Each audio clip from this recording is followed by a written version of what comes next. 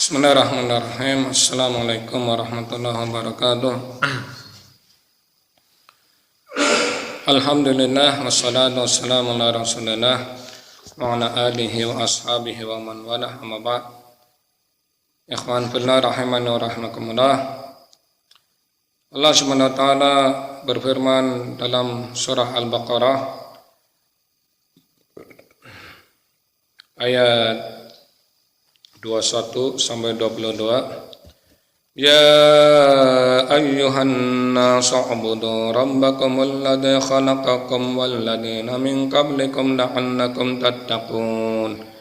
Alladzi ja'ala lakumul arda firasyan was samaa'a binaa'an wa anzala minas samaa'i ma'an fa akhraja bihi minats thamarati rizqan lakum fala taj'alu lillahi andadan wa antum ta'lamun. Wahai manusia, hendaknya kalian sembahlah Tuhanmu Allah yang telah menciptakan kalian dan orang-orang sebelum kalian, supaya kalian menjadi orang yang bertakwa, menjadi orang-orang yang diselamatkan oleh Allah. Allah yang menjadikan adanya bumi sebagai hambaran, langit sebagai bangunan, dan menurunkan air hujan dari langit, lalu mengeluarkan dengan air hujan yakni beraneka ragam buah-buahan ataupun sayuran. Ini adalah Allah semua ciptakan itu, yakni untuk memberikan rezeki, memberikan manfaat bagi kehidupan kaum manusia. Maka setelah itu, kalau kalian sudah memahami kalau Allah yang mencipta, yang memberikan manfaat dan sebagainya, mengatur rezeki dan betul-betul yang memberikan berbagai nikmat kepada kaum manusia, jangan sekali-kali kamu wahai manusia, yakni terhadap Allah itu membuat tandingan, sekutu di dalam ibadah kepada Allah. Sedangkan kalian sudah tahu kalau kalian yakni Allah zat yang maha sangat pemurah, maha yakni memberikan nikmat segalanya buat kamu, kemudian memelihara kamu dan berbagai kenikmatan kamu raih. Maka tentunya kalian sadarlah ya manusia, kalau itu adalah merupakan kenikmatan yang luar biasa bagi kamu. Maka dari ayat yang saya bacakan tadi di dalam surah Al-Baqarah ayat 21 sampai 22, ini terkandung faedah yang besar dari ayat ini yang dikupas oleh para ulama, yakni bahwasannya kita sebagai manusia yang betul-betul diperintahkan oleh Allah untuk hanya beribadah kepada Allah semata, tidak boleh menjadikan tandingan, sekutu atau kesyirikan, melakukan kesyirikan kepada Allah SWT. Karena Allah ini betul-betul tidak ridho kalau Allah ini disekutukan ya. Allah sendiri mengatakan dalam surah An-Nisa ayat 48, innallaha la yaghfiru ayyushraka bihi wa yaghfiru ma duna dzalika liman yasha. Sesungguhnya Allah tidak ridho apabila Allah disekutukan. Allah tidak ridho dengan dosa syirik, dan Allah mengampuni dosa selain syirik bagi siapa yang dikehendaki. Dan ini bahayanya syirik ya. Syirik ini betul-betul nggak akan diampuni dosanya. Di samping itu, syirik ini akan menggugurkan amalan dari amalan manusia yang diperbuat dalam kehidupan seharinya. Manusia sudah berbuat baik, beramal soleh, ketika dia melakukan kesyirikan dan tidak bertobat dari kesyirikan, amalannya berguguran. Sebagaimana dalam ayat yang lain, la in asyrakta la yahbatanna amaluka wa la takunanna minal khasirin. Jika engkau wahai Rasulullah, ini khitabnya kepada Rasulullah, jika engkau wahai Rasulullah yakni melakukan kesyirikan, maka akan berguguran amalmu dan engkau akan menjadi orang yang rugi. Ini bahayanya syirik ya. Kemudian dalam ayat yang lain, wa qadimna ma amilu min amalin wa ja'alnahu haba'an mantsura, dan kami datangkan yakni amalan-amalan manusia dari amalan waktu di dunia, ketika itu Allah jadikan yakni di hadapannya di hari akhir, di yaumul akhir, yakni bagaikan debu yang berterbangan. Ini memberitahukan bahwasannya mereka ketika yakni dalam kehidupannya di dunia beramal soleh, tapi mereka masih melakukan kesyirikan, tidak bertobat kepada Allah dari kesyirikannya sampai meninggal, maka amalannya berguguran. Ini bahaya daripada kesyirikan. Dan kita harus betul-betul jeli di dalam masalah yakni kesyirikan. Bahwasanya kesyirikan ini adalah kedoliman yang paling dolim, kerusakan yang paling rusak. Sebagaimana dikatakan oleh yakni Luqman kepada anaknya, ya bunayya la tusyrik billah inna syirka ladulmun adim. Wahai anakku, janganlah engkau menyekutukan kepada Allah, karena sesungguhnya kesyirikan ini merupakan kedoliman yang sangat besar. Ini bahayanya syirik. Sampai Luqman, yakni orang yang soleh dari kulit hitam ya, yang diabadikan Allah dalam Al-Quran, menasihati anaknya tuh supaya jangan jatuh dalam kesyirikan, karena syirik ini akan merusak amalan manusia. Ini bahaya syirik. Kemudian juga bahasanya Allah SWT akan memberikan jaminan keamanan bagi orang-orang yang mereka menjaga tauhidnya, menjaga amalan solehnya, yakni tidak jatuh di dalam kesyirikan. Yakni Allah SWT akan memberikan yakni jaminan keamanan, ketenangan bagi orang-orang yang mereka menjaga dirinya dari kesyirikan, yakni tidak melakukan kesyirikan.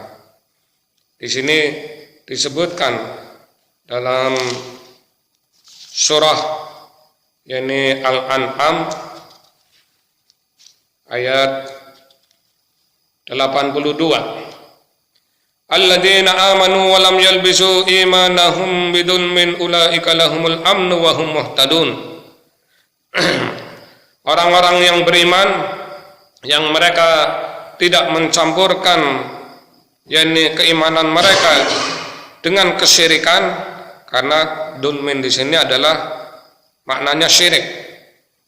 Ulaika lahumul amnu, mereka ini adalah yakni orang-orang yang dijamin oleh Allah al-amnu, mendapatkan keamanan dalam hidupnya. Wa hum muhtadun, dan mereka mendapatkan petunjuk dari Allah. Ini yakni pentingnya kita supaya yakni menjaga diri kita dari kesyirikan. Karena apa? Bahaya syirik ini akan memporak-porandakan amalan kita. Waliyadzubillah, kita berlindung pada Allah ya. Kemudian syirik ini yakni tidak akan menjadikan kita ini diampuni dosanya, kecuali harus bertobat ya. Allah tidak ridho kalau disekutukan, Allah tidak akan mengampuni dosa dan mengampuni dosa selain syirik. Kemudian ketika kita betul-betul menjaga amalan kita tidak dinodai dengan kesyirikan, yakni kita akan dijamin oleh Allah dalam hidupnya meraih ketenangan, kedamaian, yakni kesuksesan, dan kita akan dibimbing oleh Allah mendapatkan petunjuk baik di dunia ataupun akhirat. Dan termasuk yakni bahaya syirik di sini ini digambarkan oleh yakni Ibnu Abbas, yakni ketika memahami ayat dalam surah Al-Baqarah tadi yang sudah kita baca, Al-Andad. Yakni kata Ibnu Abbas, wa asyirku, al-andad adalah kesyirikan, akhfa min dabibin namli ala safati sauda fi dhulmatil lail. Syirik itu lebih lembut, lebih samar daripada langkah semut yang ada di atas batu hitam yang halus dan ada di kegelapan malam yang gelap gulita. Seperti di sini dikatakan wallahi wa hayatika, demi Allah dan demi kehidupanmu, ini adalah kesyirikan. Atau ya fulan ya wa hayati, wahai fulan dan demi ya wahai fulan dan kehidupanku. Atau misalnya laula kulaiba hada la tanalis, seandainya karena bukan anjing ini maka kita sudah kemasukan pencuri. Ini berbagai ucapan-ucapan ini adalah bentuk kesyirikan, dan ini kadang manusia nggak sadar, atau kadang sadar mereka tapi karena nggak paham ini adalah kesyirikan, mereka dengan seenaknya melakukan ucapan hal itu dan dianggap biasa. Maka ini pentingnya kita terus belajar dan minta kepada Allah untuk selalu dikaruniakan ilmu, sebagaimana Rasulullah sendiri diperintahkan di dalam surah Thaha untuk selalu minta ilmu. Rabbi zidni ilma, ya Allah tambahkanlah aku ilmu. Ini Rasulullah diperintahkan oleh Allah hanya untuk berdoa ditambahkan ilmu. Rabbi zidni ilma, ya Allah berikanlah aku ilmu. Ini dalam surah Thaha Maka ini gambaran tadi kata Ibnu Abbas, syirik itu ibarat langkah semut yang berjalan di atas batu hitam yang halus di kegelapan malam, gelap gulita. Ini gambaran syirik demikian. Jadi bahkan syirik ini lebih samar dari derapnya semut ini tadi. Akhfa min dabibin namal.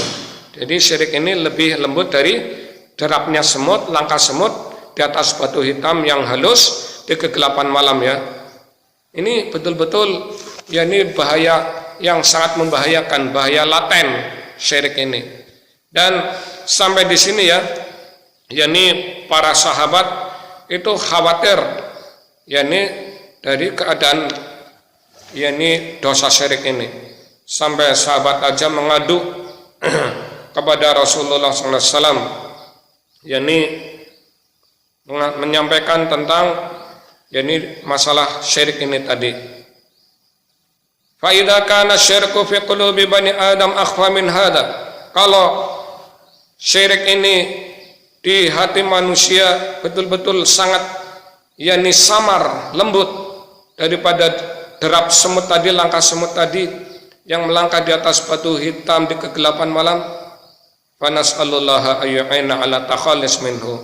Maka kita sudah seharusnya sebagai kaum muslimin, yang kita ini adalah manusia yang lemah, baik dari sisi iman ataupun ilmu dan yang lainnya, maka kita harus memohon kepada Allah SWT supaya Allah membantu menolong kita untuk diselamatkan dari dosa syirik.